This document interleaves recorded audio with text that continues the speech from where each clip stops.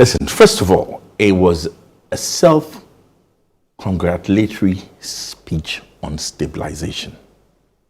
But no one can begrudge them the congratulation. Listen, if I had been in Parliament, I would have been applauding too. Really? Yes. Listen, was that good? Some of the... Now, let's be clear. I'm talking strictly about stabilization. Are you not sure you were wowed by the oratory and that's what you fell for? No. The numbers are clear. Listen, inflation has collapsed. You can say, I've heard people say the numbers have been manipulated. I really don't believe so. We've had consistently very good statistics coming out of the Ghana Statistical Service. Numbers that all of us are starting to rely on. And this started not only in this regime, in the previous regime. The numbers are good and they tell a good story. The currency, however you slice or dice it, it was 15. It is now 10. Now, we could have a whole discussion on whether 10 is a good number or not. But it has appreciated. And listen, there's fiscal discipline. And one of the things that we have to realize is this. When the IMF steps in, it looks at a country and it looks at what they call the primary surplus. And that can sound like a fancy economic term. It just simply means when I take out what you're using to service the debt you have already, for today, what you earn and what you spend, is there some left to service your debt? Which means you are not piling up more debt and you are able to come out of the situation you have in. That primary surplus has been maintained. It is a signal of discipline that we are living within our means. So, those numbers, you can't dispute them. So if somebody comes and says, listen, this is where I was before, this is where we are today, we have stabilized the economy, we have brought back discipline, we have brought back confidence, investors are looking at us again, all I can say is thumbs up, you're right. But the minority leader said primary balance near BD. Exchange rate near BD. That's unfortunately. Deficit near BD. Unfortunately, I think that is taking a very serious issue and making it trite. We had declared bankruptcy. The term Ghana is broke was no more something somebody is frightening you with. It was clear cut.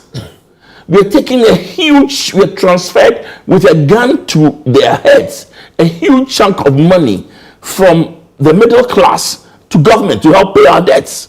We had asked foreigners who had lent us money, pension funds, etc., to take a haircut.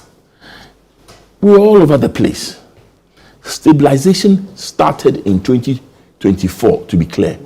But it was accelerated. Discipline was brought in 2025. It was like night and day.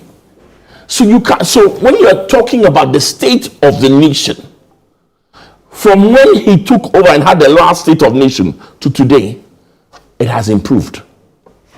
When you talk, listen, there are major issues to be considered. And one of the issues is whether the improvement is being felt by the ordinary Ghanaian.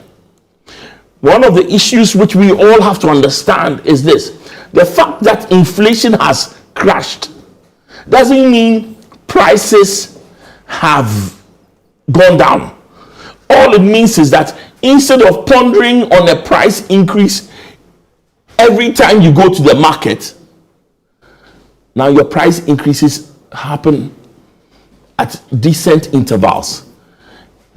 instead of pondering whether is life hard and harder each time you go to the market, now stabilization means that life is hard, but it is consistently hard. but that's, and looking forward, there are some questions we must ask. That as we enter 2026, how are we going to translate all these fantastic macroeconomic numbers into an improved standard of living for the ordinary Ghanaian? A few things.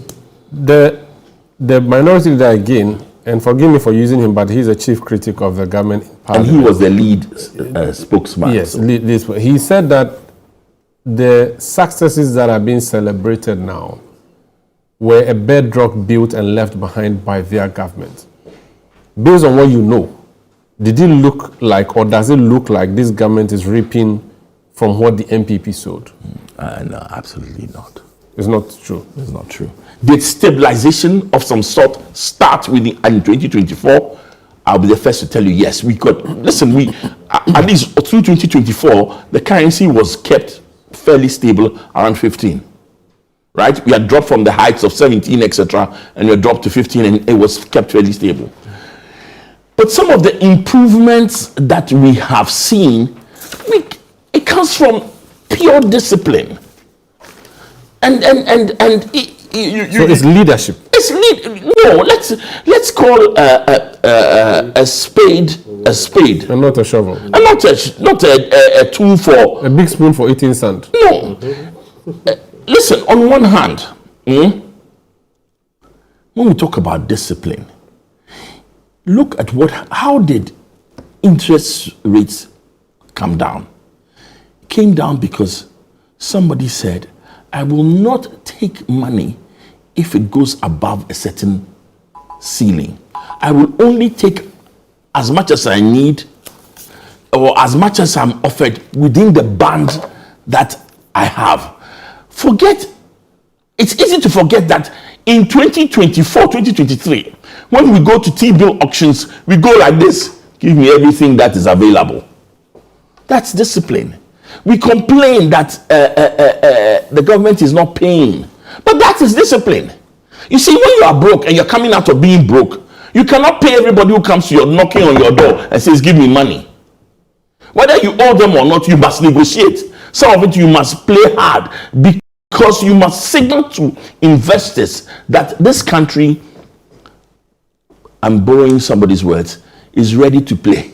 So the success we are seeing is not a coincidence. It's a deliberate government effort that led us here. Yes. It's not as if God has been kind to us this year. God was kind to us. Let's be also clear. Okay. What has happened? Why the success has been so dramatic is that God was kind to us. There were good winds blowing. The price of oil came down. So our biggest import dropped. The price of gold went up. So our biggest export gained value. Our reserves gained value. But you see, if you don't have discipline, you will not be able to take advantage of favorable winds. The wind may blow you in the right direction, but you must adjust your sail to catch it in full. So what we have is a situation where the winds were favorable. God was kind to Ghana. Let nobody ever be confused. God was kind to Ghana in 2026. Right? Harvest was good. In fact, some would say even too good. Such that the farmers are complaining. So some of the problems we had were in 2024, there was a famine up north and serious hunger. It had gone away. But you have to be able to take advantage of these things. So for you, the state of the nation as delivered yesterday by the president, where he said everything was good, but we are even just forget, he said Ghana is back. You agree? I won't say everything is good. I'll say Ghana is back. Okay. I agree with the statement, Ghana is back. We've talked about jobs being created, right?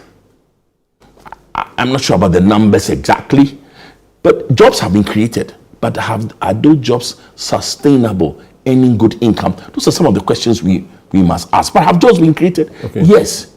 Okay. Even on the biggest whipping boy, cuckoo, right? And I'll be the first to tell you that we need serious reform with SOEs, starting with the cocoa board. Start going on to cocoa marketing and PBC and all the other. And I'm even worried about spending the public purse on trying to revive these institutions. But the most important thing is this. Reuters yesterday seems to report that just maybe Ghana's cocoa producer price is higher than Cote d'Ivoire's producer price. Now, this is Reuters.